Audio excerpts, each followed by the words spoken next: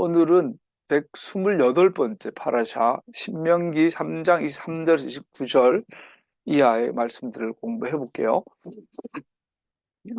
금액을 읽었던 것처럼 모세가 그 땅에 들어가게 해주세요 간구했더니 하나님께서 모세의 기도를 아주 냉정하게 안 돼 거절하시는 것을 볼 수 있어요. 그리고 오늘 본문의 배경 아까 민수기 20장에서 살펴봤지만 모세가 이렇게 하나님께 기도했는데도 아주 냉정하게 거절하시는 그 원인이 뭐냐? 모세의 행위였다. 모세가 하나님 앞에 거룩함을 드러내지 않은 행위였다라는 것. 바위를 향하여 명령하라. 그런데 그대로 하지 않았던 행위의 결과였다. 사프타라 예레미야에서 우리가 살펴본 것처럼 예레미야도 결론에서는 그런 말을 하죠. 그 사람의 행위를 따라 이렇게 어, 하신다라고 하나님께서는 재앙을 내리시고 또 하신다. 수천대 이르기까지 하신다. 그리고 요한복음 5장 28절 29절에 나온 내용도 같은 맥락입니다. 그렇게 해서 요한복음에 보면은 선한 일을 한 사람은 부활하여 생명을 얻고 악한 일을 한 사람은 악한 행위를 한 사람은 부활하여 심판을 받는다. 이것은 아버지의 뜻이다. 이게 요한복음 내용입니다. 기독교에서 좀 거부감이 있죠. 하나님은 무조건 용서하시고 은혜의 하나님이신데 행위 심판, 행위 심판 얘기하는 거 아니야? 이렇게 말하고 있는데 우리의 행동은 하나님의 심판에 영향을 미칩니다. 그래서 왜? 하나님의 거룩하심을 드러내지 않았기 때문에 본문 한번 살펴보도록 하죠. 오늘 본문은 다른 사람도 아닌 모세가 전능하신 분과 입에서 입으로 대화를 나눈 사람으로 불려진 바로 그 사람이 하나님 앞에서 구하는 중심으로 마음에서 우러나오는 기도를 드리는 것에 대한 기록입니다. 모세의 기도예요. 모세와 하나님은 얼굴과 얼굴 마주보는 인류 역사상 에녹 다음으로 모세는 하나님과 완전히 대면한 한 번도 기도를 거절하지 않으신 하나님께서 모세에게 명하신 그대로 되었더라. 이 대명사 모세인데 그의 기도를 거절하세요. 그와는 내가 얼굴을 마주 바라보고 말한다. 명백하게 말하고 모호하게 말하지 않는다. 모세는 나주의 모습까지 볼 수 있다. 그런데 너희는 어찌하여 두려움 없이 나의 종 모세를 비방하느냐. 모세는 하나님이 보증한 하나님의 말을 그대로 전하는 하나님의 사람이. 근데 그 모세의 기도를 거절해요.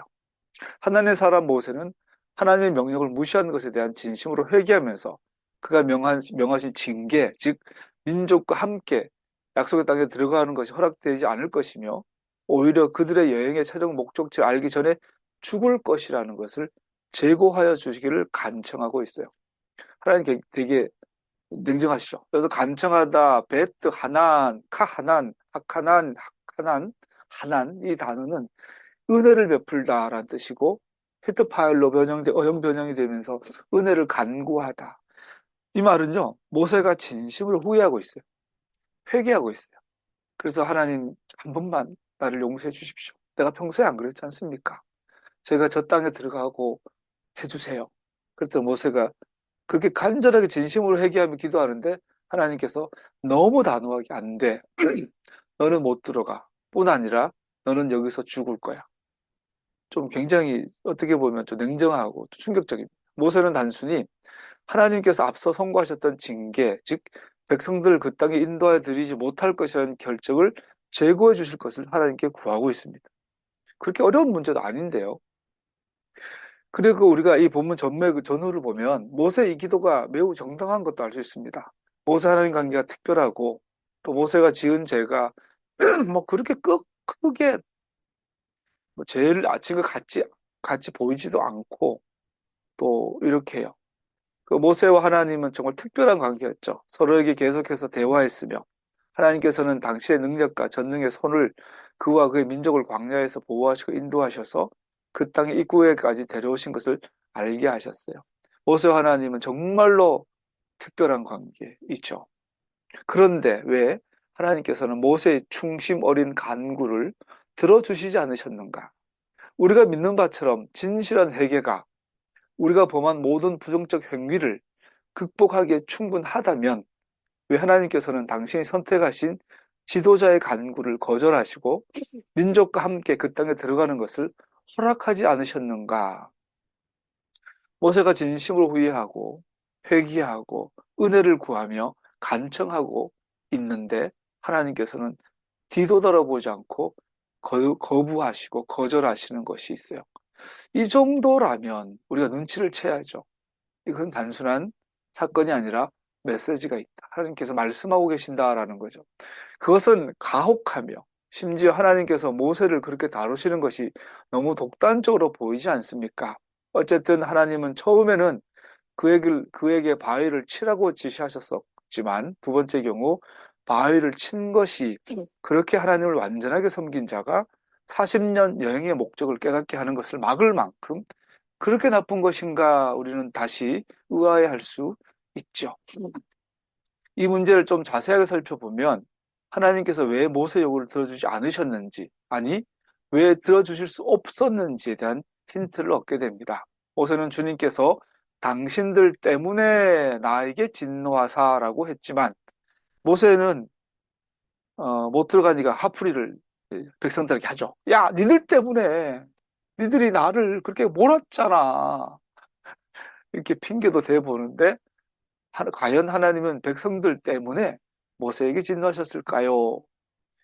어, 모세의 생각에는 저놈들 때문에 내가 심판받았다. 하나님께 혼난다라고 생각했지만 과연 그랬을까요? 사실 팩트는 하나님의 대답은 이 문제는 백성들과 관련된 것이 아니라 모세와 아론의 문제였다는 것을 분명하게 합니다. 라브라크, 내게 이미 충분하다. 더 이상 나한테 말하지 마라. 이 대답은 하나님께서 모세의 불순종의 결론을 처음에 말씀하신 바로 그 이후에 두고 있습니다. 주님께서 모세에게 말씀하셨습니다. 아까 읽었던 민수기 20장에 보니까 너희는 이스라엘 자손이 보는 앞에서 나의 거룩함을 나타낼 만큼 나를 신뢰하지 않았다. 그러므로 너희는 내가 이 총회에 주기로 한 그 땅으로 그들을 데리고 가지 못할 것이다. 모세가 그 땅에 들어가지 못하고 거절당한 이 이유는 백성들 때문이 아니라 모세 자신의 죄였어요. 모세 자신이 하나님의 명령을 그대로 수행하지 않았어요. 그 결과는 모세 개인의 불순종에서 끝나지 않고 하나님의 거룩함을 나타내지 못했다라고 하나님께서 분명히 기도를 거절하신 이유를 대고 계시죠. 실제로 이 본문을 더 자세히 살펴보면 모세가 백성들에게 화를 내면서 그런 이 물의 기적을 자신과 아론에게 돌렸어요. 보면 20장 읽었지만 모세가 이렇게 말하죠. 반역자들은 들으시오. 우리가 이 바위에서 당신들이 마실 물을 나오게 하리요. 여기서 모세는 분명히 하나님이 아니라 내가 낼까, 내가 물 줄까라고 했던 것도 볼 수 있죠. 좀 오버했죠, 모세가. 우리가 너를 위하여 물을 내랴. 이 말을 지위 깊게 살펴보면 모세와 아론은 백성들에게 다소 하나님 자신보다 자신들이 기적을 일으킨 것으로 생각하게 하고 있습니다. 그렇게 모세는 자신의 말과 행동으로 오직 하나님께 돌려드려야 할 것을 자신과 아론에게 돌리고 있습니다. 이 부분은 굉장히 심각하죠. 모세의 진심도 진정성도 알지만 모세의 이것은 굉장히 위험한 순간이죠. 여기서 우리가 이제 하나님께서 인간을 만드신 원래의 목적이 정직이라고 우리가 보통 번역을 표현하는데 하나님께서 세상을 만드시고 에덴을 창설하시고 에덴에 아톰이 아니라 아담과 하와를 두셨는데 그러면서 그러잖아요. 너희는 다스리고 번성하여 땅에 충만하라. 다스리고 번성하여 충만하라. 이 말은 뭐죠? 하나님의 소유인 하나님의 땅을 네가 내 이름으로 대리하여 다스려라라고 대리권을 주신 거죠. 대리권. 하나님 진짜 주인신 하나님의 것을 하나님 집안의 집사가 되어서 정직이가 되어서 대신 다스리는 거죠. 그래서 여기서 내가 하는 모든 행위들은 내가 주인이 아니라 진짜 주인의 주권을 가지고 행하는 대리자가 되는 거죠. 이 대리인, 대리권, 정직이 이 직라는 이 마인드, 이것을 잊어버리는 그 순간 하나님을 대적하게 되는 반역이 되죠. 반역. 그래서 하나님께서는 백성들에게 깨닫게 할 후속적 훈육의 절대적 훈육이 절대적으로 필요했던 것을 보여주십니다. 그래서 하나님께서 여기서 모세를 반드시 짚고 넘어가야 돼요. 그래야 백성들에게 너희들은 정직이야. 나아가서 이스라엘 나라는 정직이야. 나의 대리인이야. 네가 주인이 아니야. 라는 것을 분명히 말해주죠. 어떤 지도자도 심지어 모세 같은 명성 있는 자라도 오직 하나님께만 속한 것을 자신의 노력으로 돌릴 수 없습니다. 모세의 요구를 들어주어 징계를 철회하는 것은 백성들을 혼란스럽게 하고 심지어 잘못된 교훈을 줄 수도 있습니다. 잘못해도 회개하면 되네. 잘못해도 하나님하고 잘 이렇게 첩부를 보면 되네. 잘못된 교육을 줄 수가 있지요. 그리고 모세는 분명히 하나님의 대리인인데 하나님처럼 되고자 하는 하와야 저 선악을 알게 하는 나무의 열매를 먹으면 진짜 죽는다고 했냐? 그랬더니 몰라 죽을까 하노라. 그랬더니 하와가 그러죠. 아니 뭐 뱀이 그러죠. 하와야 아니야 먹어봐. 먹으면 네 눈이 밝아져서 하나님처럼 될 거야. 이 정직이가 대리인으로의 신분을 망각하면 정체성을 잃으면 하나님처럼 주인 노릇하려고 하는 거죠. 그래서 이것을 교훈 삼아 모세를 단호하게 거절하신 모습을 보여줍니다. 이에 대해 모세는 하나님의 참된 성품과 속성을 가르치기 위해 또 하나님의 자비와 정의가 어떻게 공존하는지 우리에게 가르치기 위해 자신의 징계가 필요했다는 것을 우리에게 증명하고 있습니다. 기록하고 있습니다. 모세는 자기의 치부잖아요. 어쩌면 모세는 오늘날 종교가 됐잖아요. 우상이 돼 있잖아요. 모세의 말은 곧 하나님이니까 사람들이 모세를 하나님처럼 봤을 거 아니에요. 그랬으니까 모세조차도 순간순간 흔들렸겠죠. 와, 내가 말하니 되네. 이렇게 하니 이렇게 되고 저렇게 하니 저렇게 되니 와, 내가 하나님인가? 이런 그 스스로 그런 경계선에 왔을지도 모르죠. 모세조차도. 그래서 자기 소유걸 다 오픈하죠. 사실은 그때 기록하는 거예요. 영원히 남도록 내가 그때 내 속에서 이 물을 내가 준다고 생각했다. 내가 하나님이라고 생각했다. 그걸 오픈하는 거예요. 그러고 나서 자기 유언처럼 남기는 이 신명기에서 나는 이런 실수를 했지만 너네들은 하지 말아라 라고 교훈하고 있는 거예요. 우리의 행위들은 영향력이 있습니다.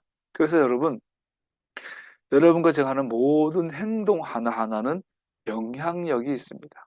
하나님의 무한하고 영원한 정의의 영역에서 징계가 필요하다고 하신 그러한 행위들은 우리가 징계를 수용해야만 하거나 하나님의 공의로우심을 포기하셔야만 하는 것입니다. 하나님께서 모세를 사랑하셨어요.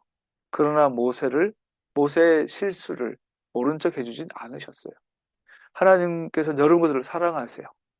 그러나 여러분과 저의 행동을, 잘못된 행위를, 특별히 하나님 노릇하려고 하는 이 행위를 절대로 포기하지 않으세요. 우리가 하나님을 떠나 죄를 짓고 범죄함에도 불구하고 하나님께서 그거를 모른 척 해주신다면 그것은 우리를 포기한 거예요. 하나님의 공의를 로마서에 보면 저가 저지르는 그 죄의 그 모습 그대로 내어버려 두사. 그가 고개를 돌려 불법을 가정하는 것은 결코 일어날 수 없습니다. 그것이 가능하다면 분명 우리는 이 경우에도 일어날 수 있다고 기대하게 됩니다. 그러나 여기에서 우리는 하나님의 정의에 대한 가장 확실한 원리의 예를 보게 됩니다. 여러분, 정의가 뭘까요? righteousness, 공의, 정의가 뭘까요? 나라마다, 시대마다, 지도자마다, 정권마다 정의가 다 달라요. 정의란 무엇인가를 정의할 수 없어요. 그죠? 힘 있는 놈이 사실은 정의죠. 세상은 힘이 정의죠. 돈이 정의고. 그런데 하나님 나라에 하나님께서 내리는 정의에 대한 정의가 뭘까요? 빨간 글씨예요. 그는 거룩하시기 때문에 그의 거룩함은 만족되어야만 하며 이에 반대되는 생각들은 그가 우리에게 자신을 나타내시는 그대로의 하나님이심을 오해하게 하는 것이다. 즉 정의라 righteousness, 정의라 무엇인가? 그는 거룩하시다라는 사실. 거룩하시다는 말은 영원하단 말이에요. 거룩하시다는 말은 변하지 않는단 말이에요. 거룩하시다는 말은 완전하단 말이에요. 그래서 우리가 하나님은 여기서 이렇게 하시고 저기서 저렇게 하신다면 그의 거룩하심이 훼손이 돼요. 이런 모세는 용서해 주시고 다른 사람 용서 안 해주면 그는 거룩함이 훼손이 돼요. 하나님의 하나님 되심이 바로 거룩이고 하나님의 하나님 되심에 바로 정의가 righteous, 의가 돼요. 의가 돼요. 그래서 옳고 그름, 어둠과 빛, 선과 악의 기준이 바로 하나님의 거룩하심. 이것이 하나님의 세상을 심판하는 기준이 되죠. 세상에서는 여러분 그 나쁜 사람 그 윤석열 정부가 자꾸 말하는 게 나쁜 사람 그래요. 여러분 범죄자와 나쁜 사람은 동일하지 않잖아요. 범죄자는 실정법을 위반한 사람을 말하고 나쁜 사람은 윤리적이고 도덕적인 어떤 또 다른 높은 가치의 기준을 말하는 거예요. 좋다 나쁘다라는 것은. 그래서 우리의 기준에서는 좋은 사람 나쁜 사람이 우리의 법을 어긴 것과 범법자라는 이야기가 아닌 거죠. 마찬가지로 이 좋은 사람 나쁜 사람 선과 악 옳고 그름 의와 불의 뭐 이런 기준들은 바로 다 다르지만 성경이 제시하는 기준은 하나님의 거룩하심. 이것은 영원하고 불변하고 타협하지 않으시는 하나님의 거룩하심은 그대로 만족되어야 한다. 이게 바로 하나님 나라의 정의예요. 의예요. 의. 우리가 모세의 간구와 하나님의 응답을 읽을 때 예수님께서도 모세 시대 이후 수천 년이 지나 비슷한 간구를 하신 것을 잊을 수 없습니다. 당신의 제자들과 유월절 예식을 거행하신 후 우리 주님께서는 물러나 감난산에 기도하러 올라가셨습니다. 거기서 주님은 아버지께 마음을 열고 죄의 형벌을 아시고 백성들의 구속을 위해 받아들이려 하셨습니다. 아빠 아버지 모든 것이 당신께는 가능합니다. 이 잔을 내게서 제거해 주십시오. 하지만 나의 뜻대로 마시고 당신의 뜻대로 하소서. 예수님께서 사람의 모습으로 오셔가지고 한 번 하나님께 기도한 것이 거절되는 경우가 있죠. 십자가를 지려고 봤더니 이게 너무 무서워, 너무 힘들어, 너무 어려워. 그래서 예수님께서 겟세마네 언덕에서 밤을 새워 피를 흘며 땀이 피처럼 바뀔 만큼 간절하게 기도하시며 하나님께 기도하죠. 아버지, 아빠 아버지. 여기 아빠 아버지란 말은 고대 히브리, 오늘날도 마찬가지겠지만 고대 히브리 세계에서 어린 아기가 아버지를 부를 때 아빠, 우리나라 똑같이 희한하게 아빠라고 부르는 아버님이 아니라 아빠, 아기가 품에 안겨서 아빠한테 부르는 그 호칭을 쓰면서 아빠, 나 너무 힘드니까 이 잔을 내게서 돌려주세요. 나 십자가 안 지면 안 돼요. 그런데 하나님께서 그 기도를 거절하시죠. 모세처럼 거절당하세요. 차이가 있다면 모세는 개인의 실수였지만 예수님은 아무런 실수도 죄도 없으신데 기도를 거절하신 사건이 있죠. 모세의 경우처럼 예수님께서도 징계와 형벌을 제하여 달라고 구하셨습니다. 그러나 오늘 본문처럼 그 기도는 받아들여지지 않았습니다. 왜냐하면 하나님의 정의와 거룩하심은 대가 지불을 요구하기 때문입니다. 하나님의 정의는 하나님의 거룩하심이 보존되기 위해서는 죄가 조금도 용납이 되지 않는데 그래서 이 죄인이 하나님의 정의 안에 거룩하심 안에 들어가려면 반드시 이 죄의 문제를 해결해야만 한다는 거죠. 대가 지불.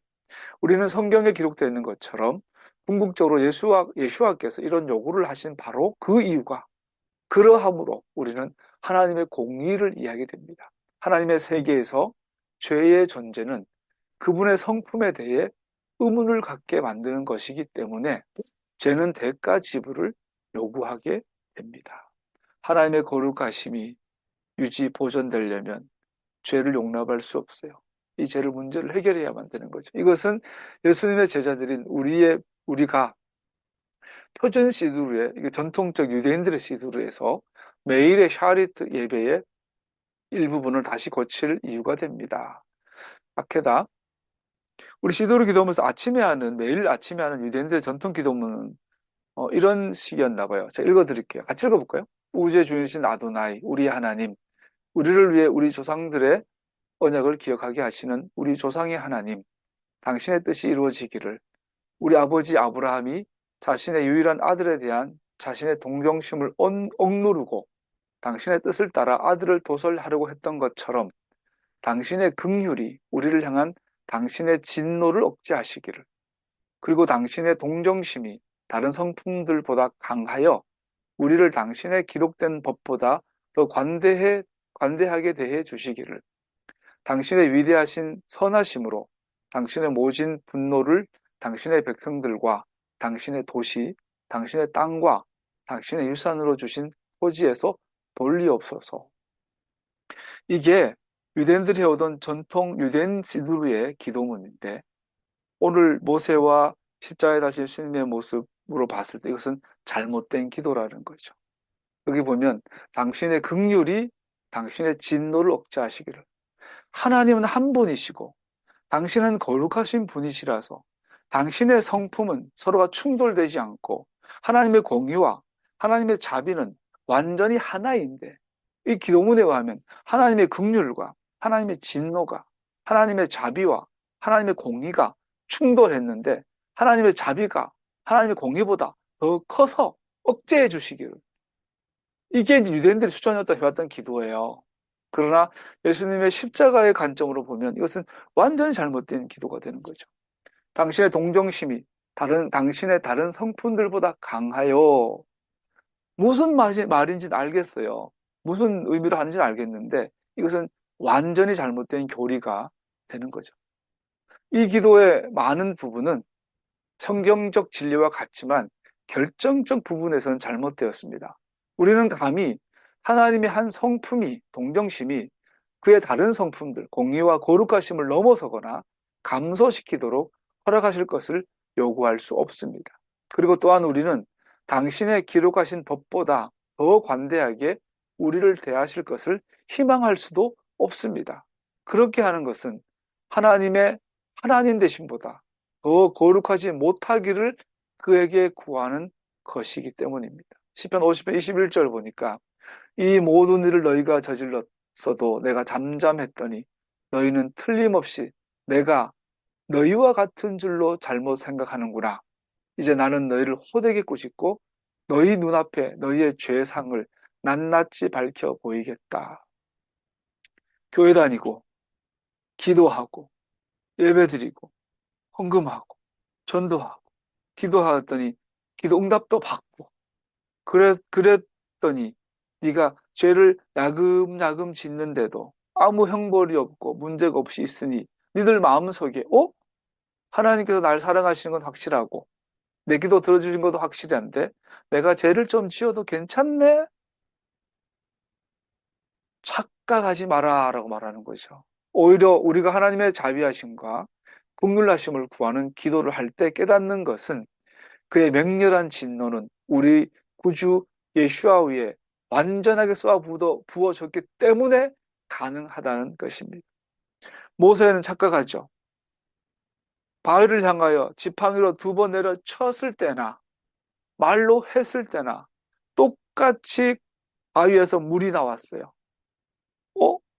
하나님께서 함께 하시네. 내 기도 들어주시네. 하나님께서 날 기뻐하시네. 그러니까 내가 하나님께서 말하라고 했는데 내 마음대로 쳐도 괜찮네. 우리는 이렇게 생각한다는 거죠. 그래서 우리는 오늘날도 내가 여전히 신앙생활 잘하고 찬양할 때 눈물도 나고 하나님께서 날 사랑하시고 하기 때문에 내가 이렇게 일탈해봐도 괜찮네. 착각하지 마라. 왜 하나님의 자비가 여전하냐? 그것은 십자가 위에서 우리를 당장에 심판해야 되는 그 진노를 예수님에게 다 쏟아부어 놨기 때문에 지금 너희들이 그 용서 위에 살고 있기 때문에, 지금 용서의 은혜 가운데 있기 때문에 괜찮은 거야. 그러나 이것이 지속이 되면 어떻게 될까?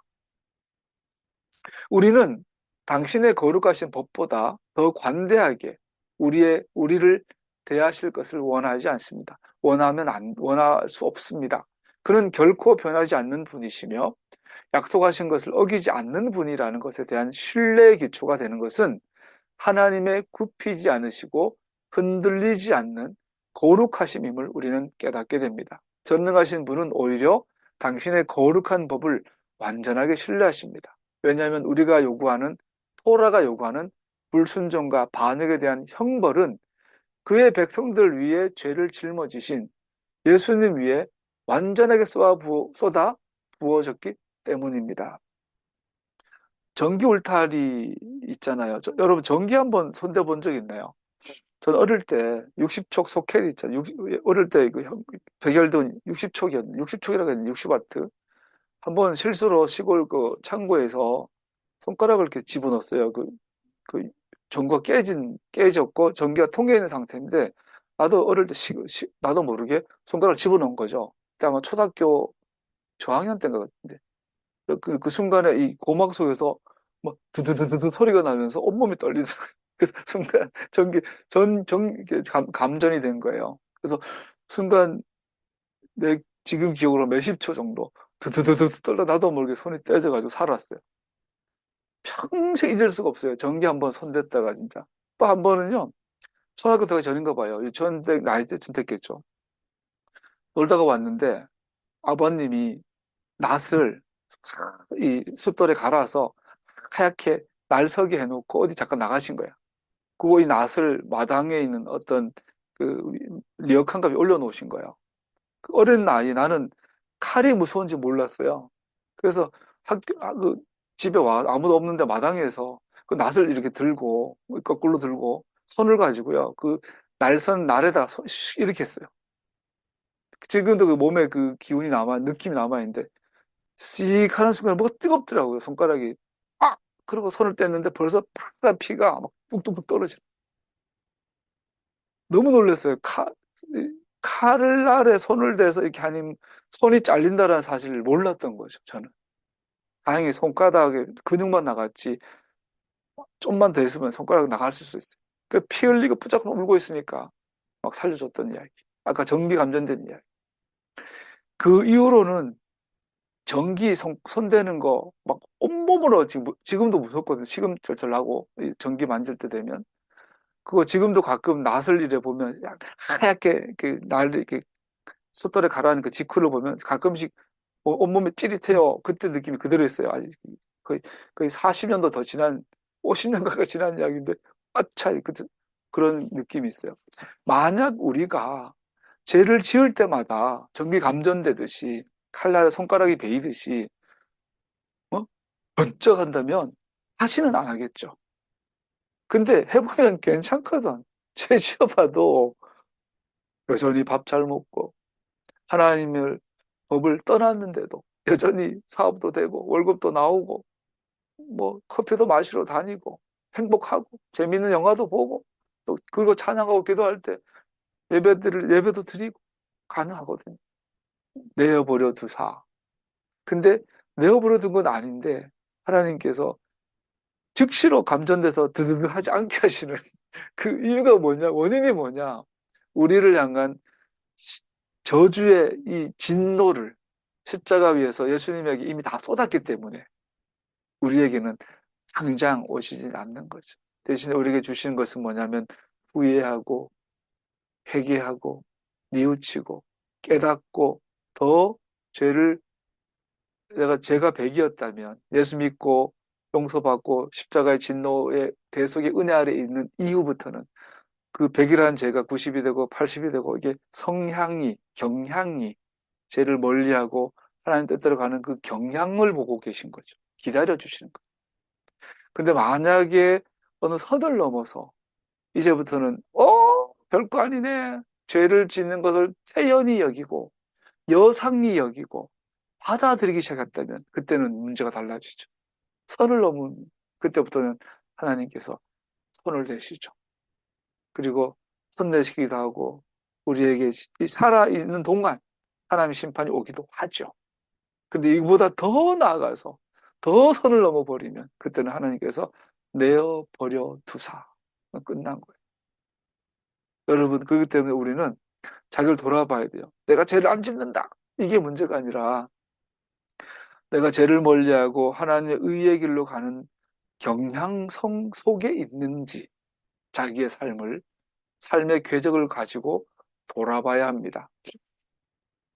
인자심과 진리는 함께 있습니다. 의와 평화는 서로 입맞추기 때문입니다. 사랑과 진실이 만나고 정의는 평화와 서로 입을 맞춥니다. 공의와 자비는 같이 갑니다. 절대로 주님은 타협하지 않으십니다. 그러므로 우리는 시들의 전통적인 기도문의 문구를 이렇게 바꿀 수 있습니다. 우주의 주인이신 아도나이, 같이 읽어보십시다.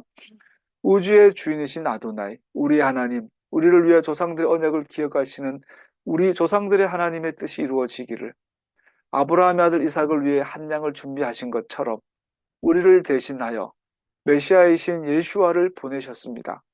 채찍에 맞음으로 우리에게 나음을 주신 메시아의 이루신 일들로 우리를 대하여 주소서. 그의 희생이 아버지 앞에 향기로운 향이 되게 하시고 그리하여 우리 아도나이이신 우리 하나님의 친절하심과 긍휼을 당신의 백성과 당신의 도시, 당신의 땅과 당신의 유업 위에 부으시는 긍휼하심과 당신의 위대하신 선하심으로 우리를 대하여 주소서. 아멘. 우리를 대신하여 메시아이신 예수님을 보내셨습니다. 채찍에 맞음으로 우리에게 나음을 주신 메시아의 이루신 일들로 우리를 대하여 주소서. 그래서 우리가 회개하며 주님 앞에 나아갈 때 우리는 주님 앞에 십자가 가지고 가는 거죠. 주님, 십자가에서 나를 대신 희생하시고 당신의 저주를 다 받아내신 예수님의 그 이름으로 내가 주님 앞에 나아갑니다. 그 십자가에다 흘리신 보혈의 그 은혜를 힘입어 내가 주님 앞에 나아가니 그 은혜로 나를 대하여 주십시오. 그러한 기도의 자세로 우리가 살아갈 때 우리의 삶의 궤적이 죄를 멀리하고 하나님의 의를 가까이 하는 삶의 경향성을 띠게 되죠. 안타깝게도 하나님의 공의가 만족되어지는 수단으로 예수님의 죽으심을 보는 것이 오늘날은 값싼 복음의 교리로 매우 평가되어 버렸습니다. 문제는 우리가 참 간교한 존재라는 거죠. 처음에 용서받으면 고마워요. 그런데 요즘 유행하는 말이 있잖아요. 호의가 계속되면 권리인 줄 안다. 처음에 용서받으면 감격하고 고맙고, 그런데 자꾸 용서받으니까 나중엔 용서받는 것이 권리인 줄 알고 주인 노릇하죠. 그래서 십자가에 희생하신 그 은혜의 복음이 십자가 위에서 피 흘리신 주님의 희생이 이제는 값싼 싸구려가 되어버렸죠.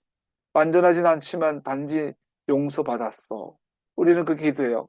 그래, 내가 사람인데, 나 죄인인데, 여기는 신라고 난 실존인데, 내가 좀 실수하고 죄를 짓는 거 어떡하겠어?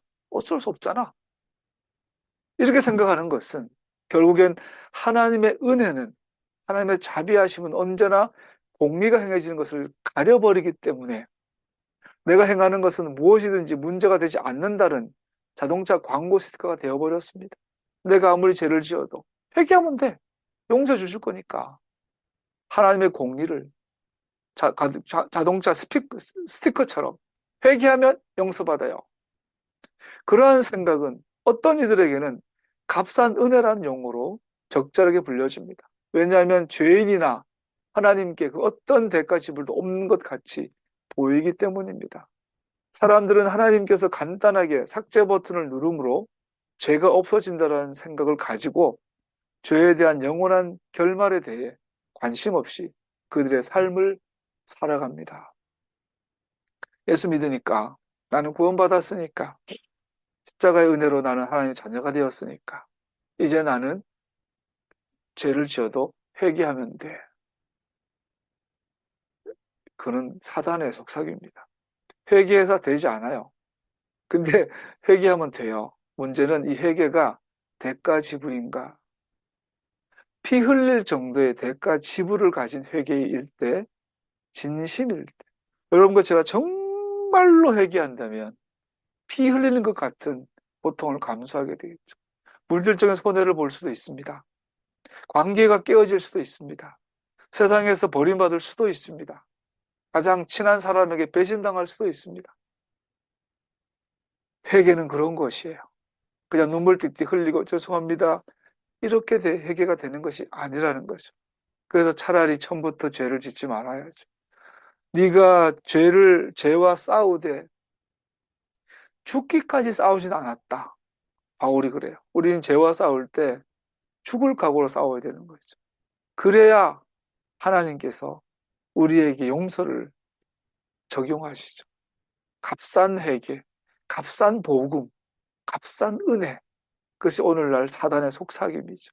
회개하면 딜리트 탁 눌러주시는 게 아니라는 거예요. 바울에게 있어서 그러한 사고방식은 결코 용납되지 않았습니다. 은혜가 넘침으로 우리가 계속 죄를 지을 수 있을까? 그럴 수 없습니다. 바울에게 있어서 죄를 미워하는 것은 진정으로 거듭난 것의 증거입니다. 사람은 어린 양의 피로 고침받고 깨끗해집니다. 여러분이 하나님의 자녀라는 증거가 무엇입니까? 우리가 하나님께 구원받았다라는 증거가 무엇입니까?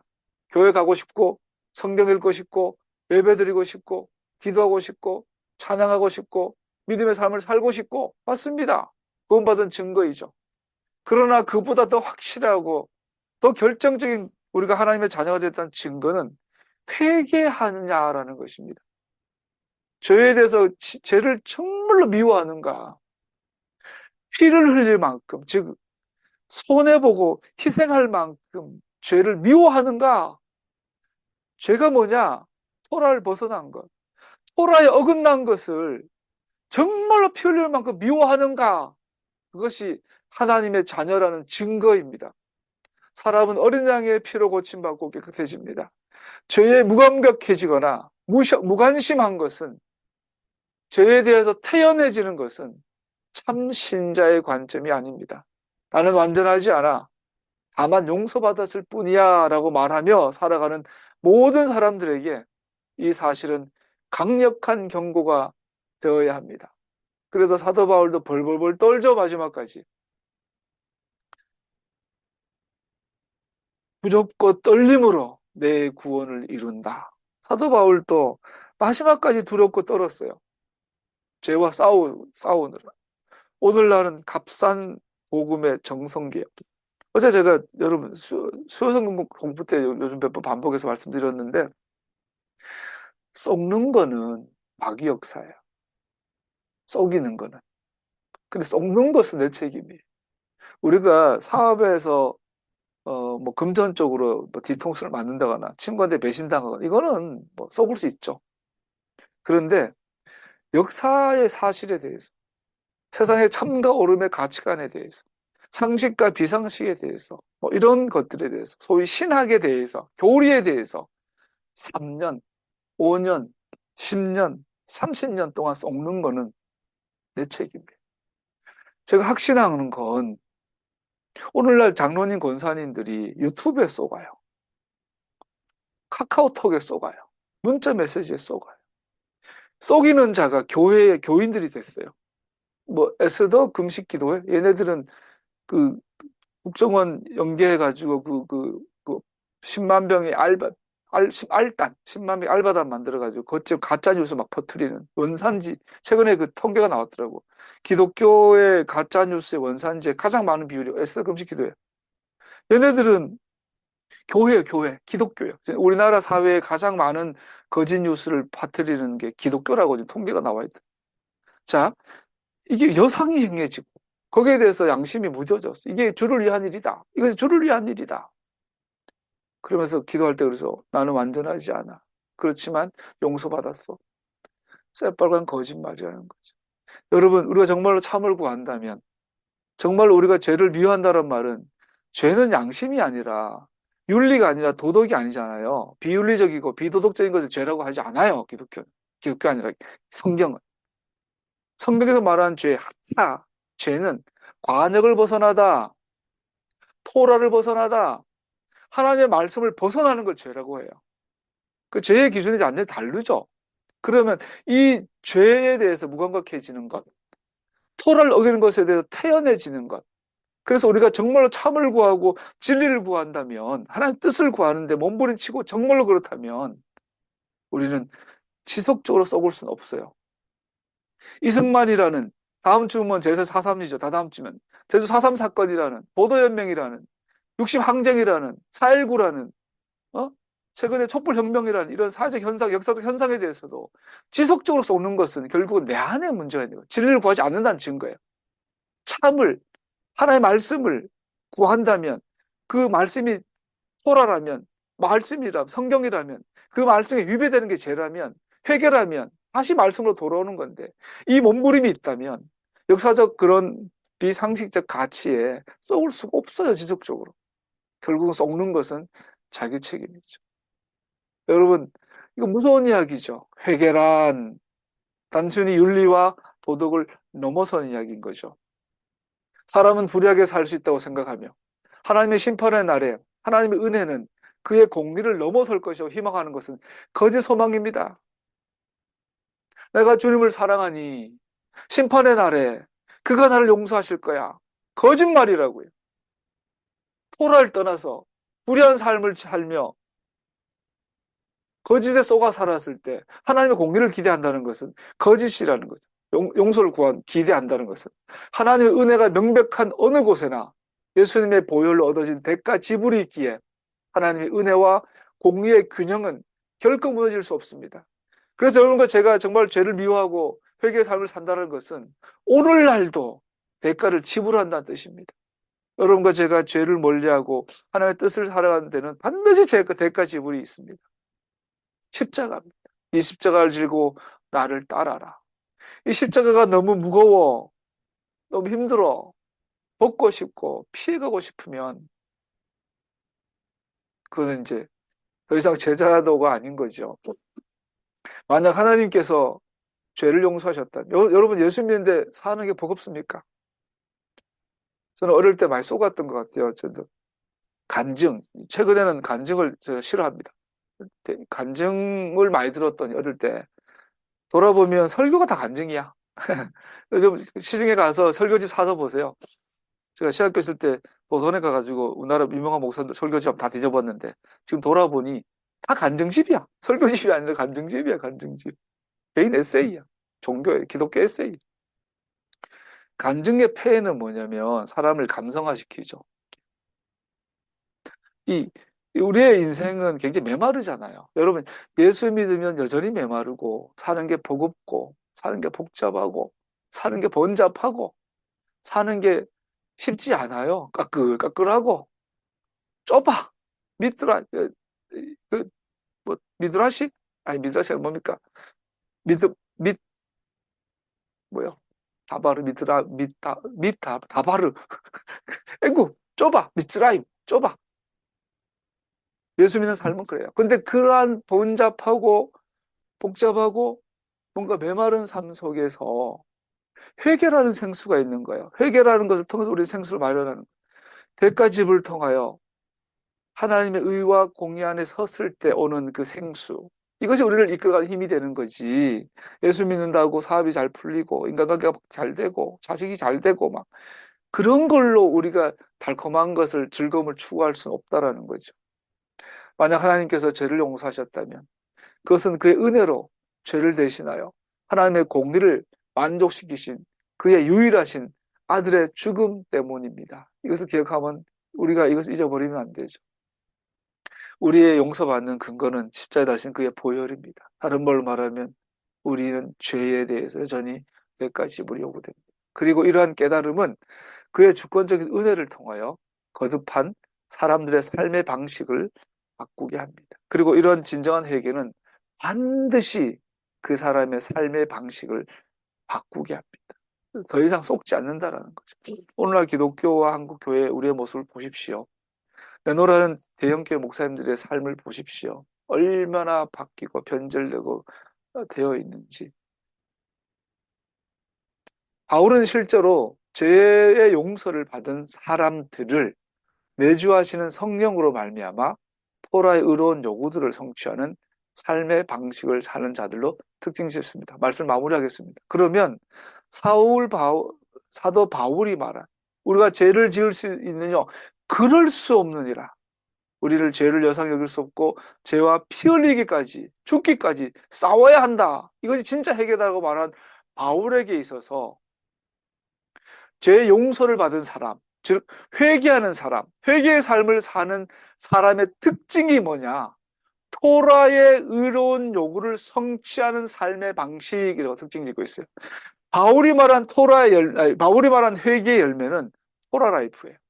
내주하시는 성령으로 말미암아 토라의 의로운 요구를 성취하는 삶의 방식을 사는 자들로 특징 짓습니다.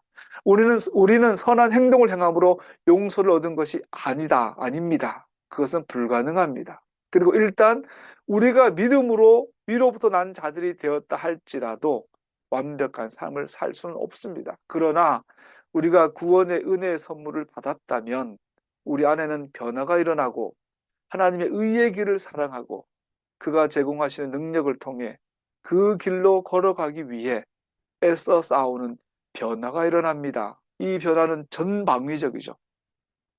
요즘 정말 지금 강조하고 싶은 역사를 보는 눈이 달라지겠죠. 이승만을 보는 눈이 달라지겠죠. 건국전쟁이 쓰레기인 걸 알게 되겠죠.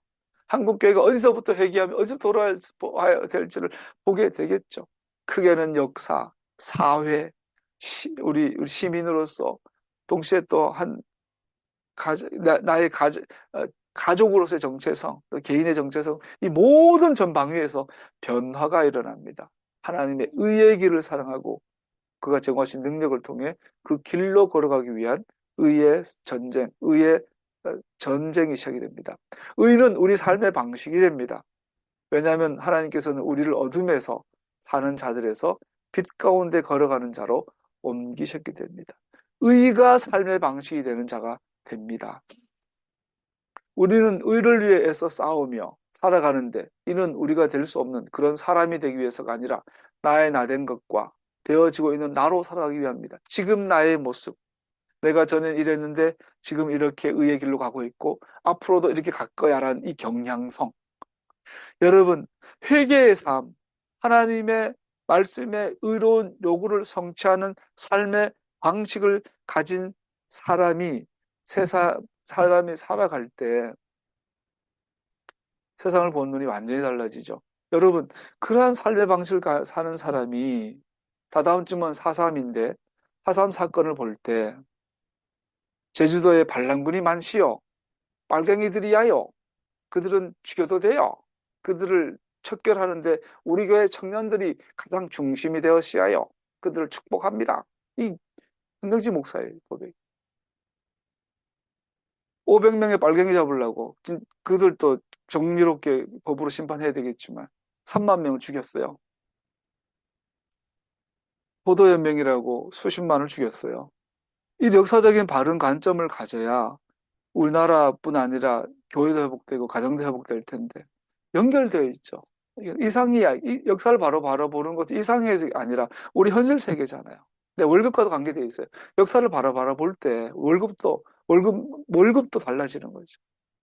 우리 학교, 우리 아이 유치원 제도도 달라지고 어린이집 제도도 달라지고 초등학교, 중학교, 고등학교 제도도 달라지죠. 우리나라 왜 지금 정부랑 의사로 싸웁니까? 그 모든 뿌리 역사에 대한 잘못된 이해. 그러므로 우리의 행동으로 심판받는 것은 의의 삶이 아니라 삶을 살아야 하는데 우리의 행동으로 심판받는 것은 은혜와 복음과 반하지 않으며 오히려 모든 것에서 은혜와 복음과 일치되어 살아가는 것입니다. 마틴 루터가 아주 큰 실언을 했죠. 야고보서 이거 행동으로 의로워진다고 하는 행위로 의로워진다고 하는 걸 보니까 이거 지푸라기 쓰레기다. 야고보서는 지푸라기 서신이다. 성경에서 빼버리자. 요한계시록 이게 말도 안 되는 소리 하고 있어. 요한계시록하고 야고보서는 신약성경에서 빼버려. 이게 마틴 루터였어. 그런데 뭐라고 합니까? 오늘 본문에서 사람의 행동을 심판하는 것은 행위를 심판하는 것은 은혜의 복음과 반하지 않으며 오히려 모든 것에서 은혜의 복음과 일치되어 살아가는 것입니다. 왜냐하면 우리는 육체를 따라 사는 이가 아니라 성령을 따라 사는 자들이기 때문입니다. 로마서 8장 4절 같이 읽고 마치겠습니다. 그것은 육신을 따라 살지 않고 성령을 따라 사는 우리가 율법이 요구하는 바를, 토라가 요구하는 바를 이루게 하시려는 것입니다. 성령을 따라 사는 삶, 성령 충만한 삶, 성령의 능력의 삶, 기름 부음의 삶, 성령의 능력으로 따라가는 삶은 토라의 요구에 토라의 요구를 이루는 삶입니다. 여러분과 제가 토라의 요구를 이루는 성령 충만한 삶을 살기를 축복합니다.